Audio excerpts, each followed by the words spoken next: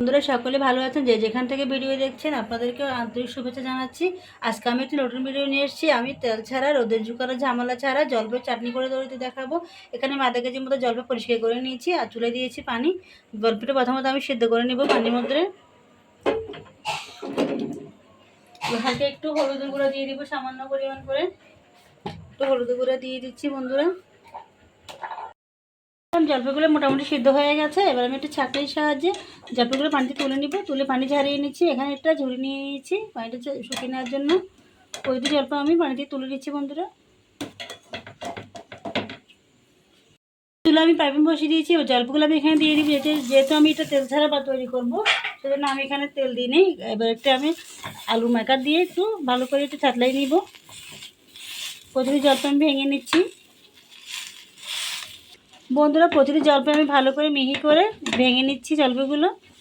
যেহেতু আমি চাটনি তৈরি করব, চাটনিটা একটু মিহি করে তৈরি করতে হয়।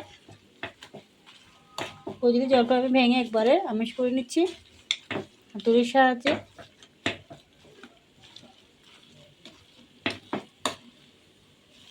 বন্ধুরা এখানে আমি দিয়ে দিচ্ছি 1 চামচের মতো লাল মরিচের গুঁড়ো দিয়ে দিচ্ছি বন্ধুরা।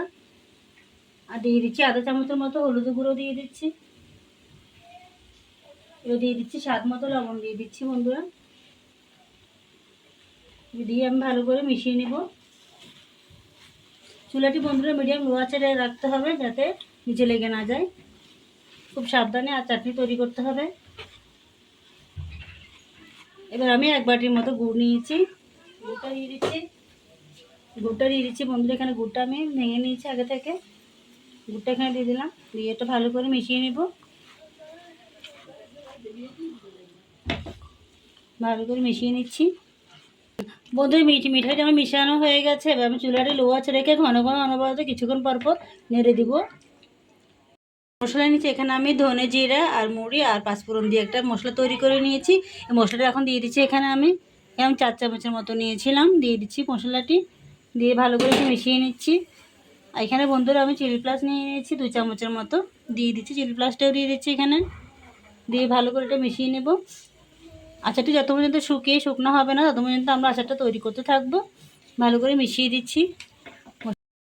যখনই বুঝে যাবে ফ্রাই প্যানের গা থেকে লেগে থাকবে না, উঠে যাবে আর আচারটি শুকনো হয়ে গেছে। এবার আমি চুলা বন্ধ করে ঠান্ডা করে আপনাদেরকে চাটনি তৈরি করে দেখাবো।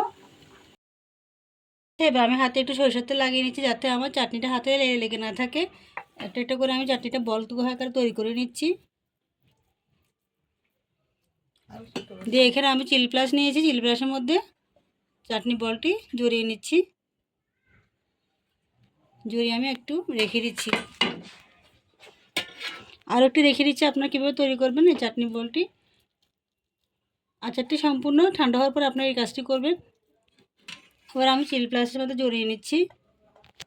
জলপাই এখন অ্যাভেলেবেল পাওয়া যাচ্ছে আর দামও অনেক কম। আপনারা সেখানে অনেকগুলো চাটনি তৈরি করে রাখতে পারেন বাসায়। এভাবে প্রতিটি চাটনি বলগুলো আমি তৈরি করে নিচ্ছি। আমার জলপাইয়ের চাটনিটি অত্যন্ত মজাদার। একটি আপনাদেরকে দেখেছি কেমন হয়েছে। এটা অত্যন্ত ঝাল টক মিষ্টি সব মিশালো এই আচারটি।